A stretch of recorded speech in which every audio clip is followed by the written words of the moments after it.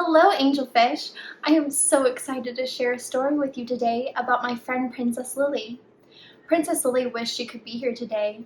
She had to be in the Enchanted Forest to get her chemo treatments, but I am so excited to share her story with you. Princess Lily earns her beads.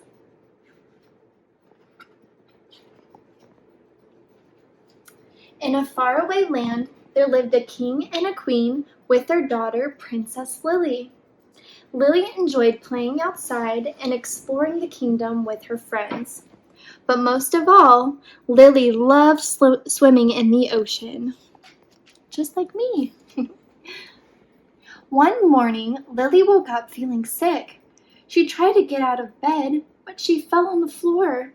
"I feel so dizzy and my head hurts." She cried when her parents came to help her back into bed.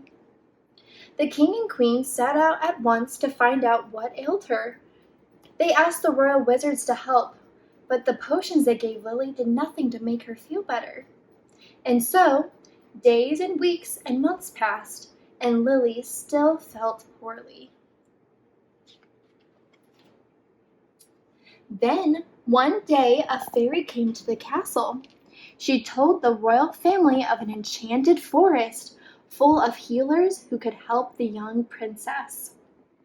Lily was excited, sure that now they would find answers, that she would soon feel better.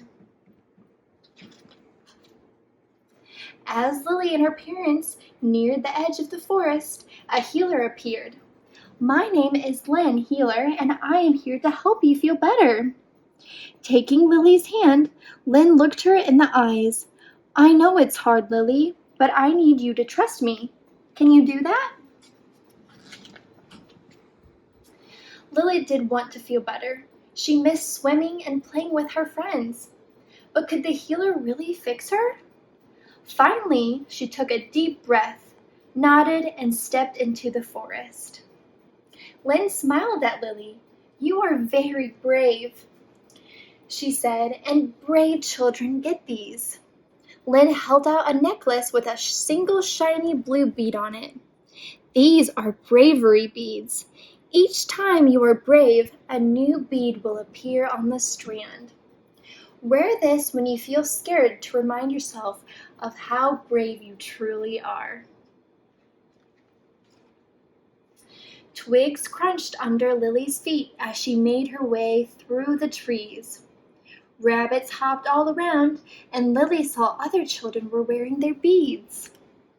"Wow, he must be really brave," Lily said, pointing at one of the boys. "Look at how many beads he has on his necklace." Suddenly, Lily heard a loud rumbling noise. "Giants," Lynn said. "Quickly, lie down and stay very still. They cannot see you if you do not move." Lily whispered, suddenly afraid. The ground shook as the giants got closer. "They are very loud, and it is normal to be scared," Lynn said. "But remember, I am with you." Lily held onto her bravery beads tight. "I can do this," she told herself. Closing her eyes tight, Lily did her best to stay still. She focused her mind elsewhere, on the smells of the forest and how cold the ground was beneath her. Finally, when it felt like she had been lying still for hours, the ground stopped shaking and the noise disappeared. Lynn stood and dusted herself off. "They're gone." "You were very brave. Come now, we must move on." As they walked farther into the forest, Lily realized something.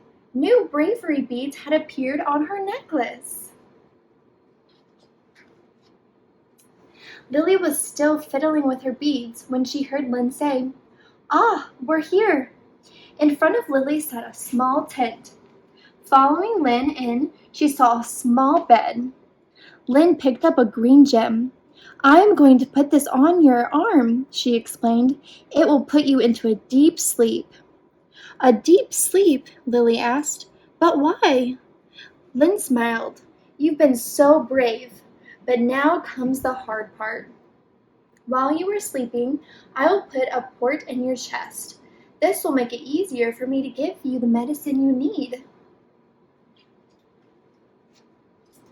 Lily wrinkled her nose. Medicine? Is it like the medicine my mom gives me? Because that tastes awful.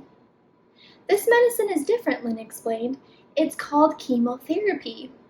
And instead of you drinking it, your port does. Are you ready? Lily was nervous. What would it feel like to be in a deep sleep? Would she dream? Nodding, Lily lay down and gave her arm to the healer.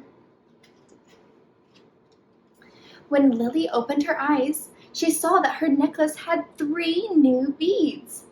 Sitting up, she looked into a mirror.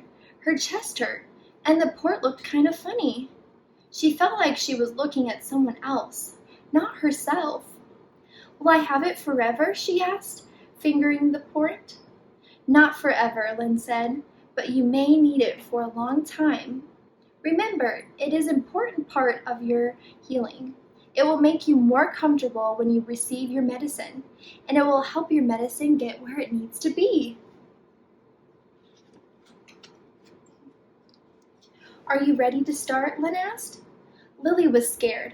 She wanted to get better and knew she had to be brave, but it was not easy. Just then, a beautiful butterfly landed on her port. Fluttering its wings, it started giving Lily her medicine. The chemo tickled, and it made Lily feel cold, but she held tight to her necklace. Days passed, and Lily continued to get medicine. Some days were good, and some days were bad. The chemo made her feel sick, but she knew it was helping her get better. With each new challenge Lily faced, a new bead would appear on her necklace. Finally, Lynn declared Lily was strong enough to go home with her parents. Stepping into her room, Lily looked out at the ocean.